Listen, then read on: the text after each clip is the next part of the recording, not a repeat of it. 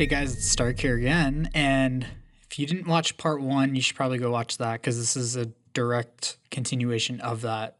So let's get started now. So now from the other one, we have everything set up, and I'm just going to delete this ball layer because that's the original, that's just the render. So, and just a quick reminder why I use EXRs, it's because it could hold all of those channels. So with that in mind, let's dive in. And what I'm actually going to do is let me lock him or her. Bring it over here, view, new viewer. And then we're just going to hit fit. And then over here, we're going to hit fit. This guy's locked and this one is not because we want to see the live update. So we're going to go into the cool, awesome world of the diffuse source. Now, again, remember when I said, we have this shot and let's say our director goes, I don't want this to be blue. I don't know what color I want it to be, but I don't want it to be blue. Okay, so I'm gonna turn this on. It's gonna make it darker and don't worry about it because, okay, so what we're gonna do is actually go into the not ball symbol, not this, but we have our, we called it diffuse callout circle matte. Now you can actually kind of see a good example of where this is at, and ignore these little like artifacts because it doesn't matter. We're just using this stuff to cut it out. So what we're gonna do is we have the red and green. I'm actually gonna copy these and I'm gonna go in here, I'm gonna delete them and then paste them, and you'll see that here they are. So we don't want anything on. You're gonna get the pure white thing. We'll call this, let's call this top, and then we'll call this stripe. So one of the things is that here's our ball. Let me bring it up. Okay. So here's our diffuse thing. Now I'm gonna bring it to the top. So again, the director is like, cool, I like everything. I just don't like this blue stripe. I want something different. So how would you do that? How would you go in here? Well, probably a lot of people, they would go in, they'd be like effect, color correction. Let's go to hue saturation, and then, oh, is it blue? Okay, it's not blue, so nothing happened, so it's probably cyan. And there's that. And in this case, of course, it works fine.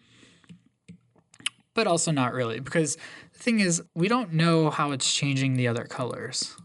And just to be safe, we don't want it to change the other colors, because what if the opposite was true? So color correction, hue saturation. What if he didn't want it to be red? Well, look how it's affecting the yellow. So this is why having different mattes in these channels help out. So what we're gonna do is, and what we already did is we have the stripe, okay? And we're just using this guy as a matte. So we don't even need to do alpha add on this. So what we're gonna do is make a layer, new, solid, and it was blue before, so let's try, I like this, sort of this orange red. Now, as you can see, it's causing problems here, and that's because it's filling the whole screen. But that's not a big deal, because what we're gonna do is use that top one as a track matte. And then if we turn the ball on, you get this seamless thing where the color isn't changed. But just to be safe even more, we have the top one. So we'll bring this up here, and then we'll just do layer, new, solid, just like that. I said royal blue, but maybe dark blue. And again, same problem, same issue. So what we're gonna do now is actually pre-compose this, and we're gonna call it top. And then we're gonna precompose this layer, precompose bottom. So if we solo it, you can see it's this, and then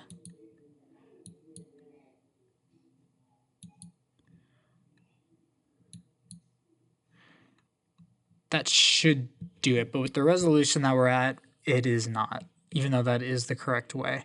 And honestly, the reason it is doing this is because this isn't texture based as much as it is geometry based. So there's actually a seam, and you could, if I shut these off, you could see right here, and that's what's causing that problem.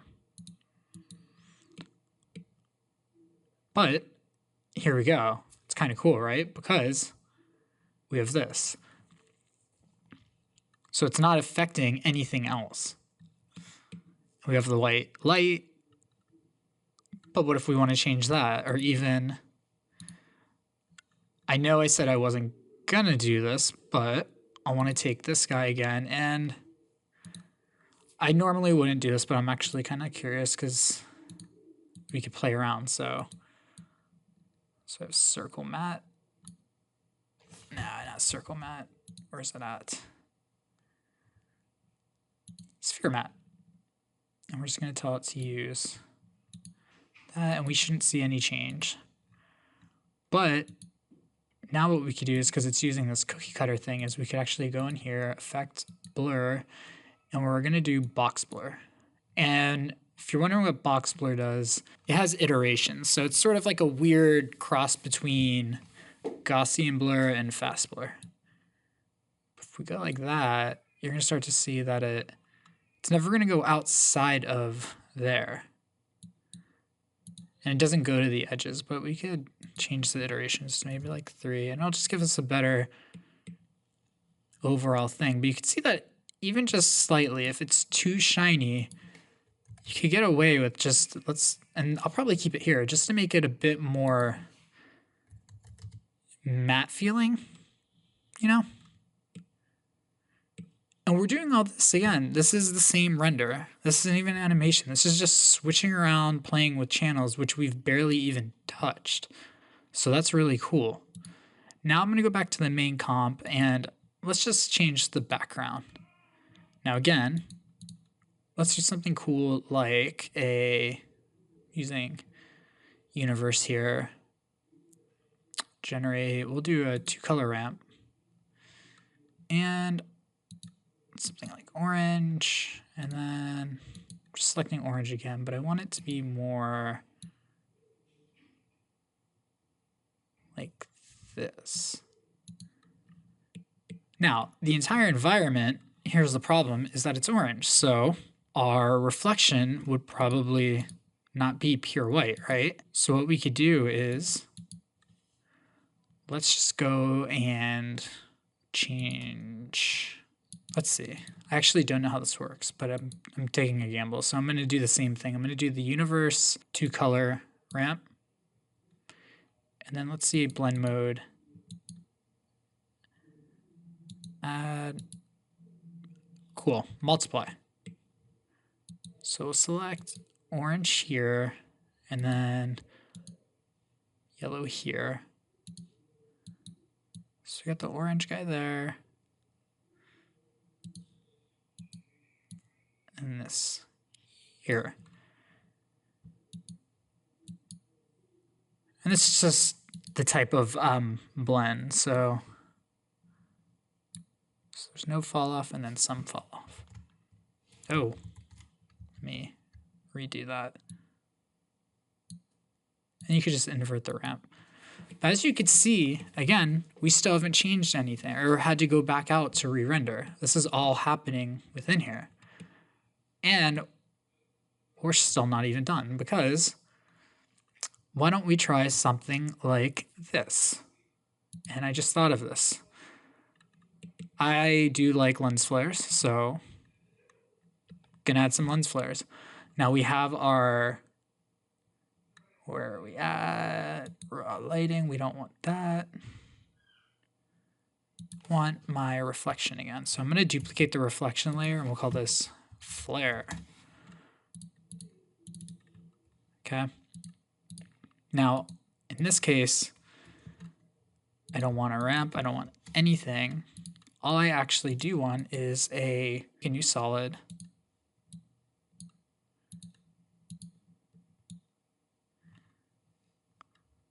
Layer new solid black. And what I'm going to do is I'm just going to use that alpha. So let's go here. For now, let's change it to none.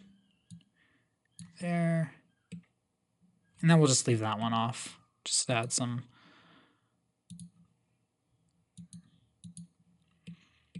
Okay. Now what I'm going to do is pre-comp these. So pre-comp, we'll call it Luma. Now the flare, we'll tell it to use the Luma layer. I'll hit reset on it, and then luminance, layer, Luma. Probably turn that on. Let's just open it, and we'll find like a... Okay, so I found this guy. Now what I'm going to do is actually go back... Oh. I'm going to go back into main comp project, take the flare, and again, this guy is black, so we could just change the blending mode. But obviously that's like too crazy. We don't need it to be that size. So let's scale it way down. Like maybe even just like there, I guess. Should be fine. And then we'll change the color to orange, which it's not, because tracking color. And let's do more. There, so it's blue. Now, we could go ahead and move that there. Maybe turn up brightness, turn down the scale a little bit more. Okay, and we're almost finished here, and you can see how it's starting to look cool. And obviously totally different. So now the last thing we're going to do is actually work on ZDepth. So I actually have a V-Ray ZDepth right here. However, what we're going to do is I want to apply it across the entire comp. So I'm actually going to just layer, pre-compose, and we'll just call this comped. Now this V-Ray ZDepth here. And I'm actually going to duplicate it because I want to do it for two things. I want to use it for the camera, but I also want to add a little bit of atmosphere. So we'll call this atmospheric depth. Okay. So we don't need this on. And I'm actually going to use my favorite little layer new adjustment layer. We'll call this focus. And I hate pronouncing it, but it's the correct pronunciation. It's not called frisch Luft. It's like frisch Luft. Okay, and this guy is cool because you could go in here and you could edit a lot of stuff. So like the iris. So I wanted to give it like a blade like that. I don't want rounded angles, maybe slightly. And then let's just change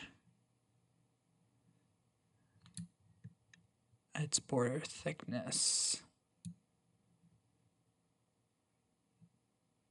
Something like that. And see, you can mess around with like a lot of it. So it's really cool. So we'll go back to normal blur. And then what we're going to tell it is to use the ZDepth layer. Now it's at 0, so I just like to turn it up to something high like this.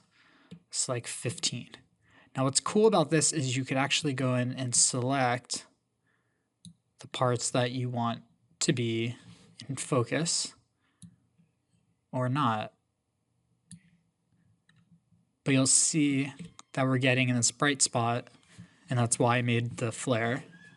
Something as matte like this probably wouldn't make a flare, but turn off gamma correction. But you can see that that's what it's doing, is this whole thing is moving. So you could actually just go here, and we'll just keep it very basic with let's just keep this one in. Now, you'll notice that I did an adjustment layer, and I'll show you why in a second. So I want to add the atmospheric depth, okay? I'm going to double click that, but we're going to go back here, and I'm just going to shut it off, and then we're going to do layer, solid, and we're going to do a nice dark thing, and then you'll instantly see what I'm talking about. So we're going to do Luma matte inverted, and you could already see it kind of like working its magic. So I'm going to shut the focus off for now, and then we'll go into it, and then we're going to add an effect, color correction, exposure control. Exposure, not control, but just exposure. Now what this is going to allow us to do is basically just mess around with the focal point of it, so we could bring things more into focus, bring things out like that, and then we could even offset it. So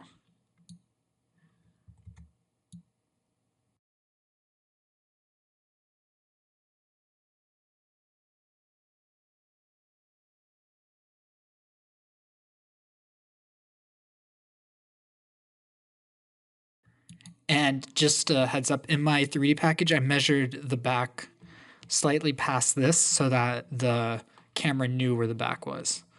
So I'm going to go back to here and hit fit. And basically we're done with that part. So now we'll go back to the main comp, and then I'm going to put the focus on, I want to do it here, but here's the problem. If I do it here, it's going to actually blur that guy, and I don't want it to. So what we'll do is we'll just pre-compose these, and we'll call this atmosphere. And then I'm going to close this guy out because we don't need it anymore. And then we'll fit. It's already fit. And then we could go up here, turn on the focus, and you'll see that this guy is in focus. Can move our area. And we could really blur this way out there, so 25. So you could add a really, really shallow or deep depth field if you want. And I'm just going to go back to 15 because I like that. Now, this is the end of the tutorial, and I just wanted to point that out, that look at every single thing we did just by using what we had. We didn't have to jump back in to go get another pass to make any changes. In fact, we could, again, go into the comp thing, and let's just do diffuse, and then this is the top.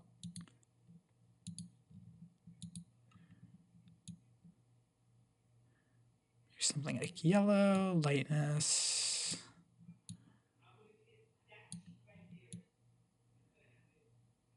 I don't know, maybe that, who knows. But we did all of this, and just to compare, this all came from something as simple as, just choose this blue.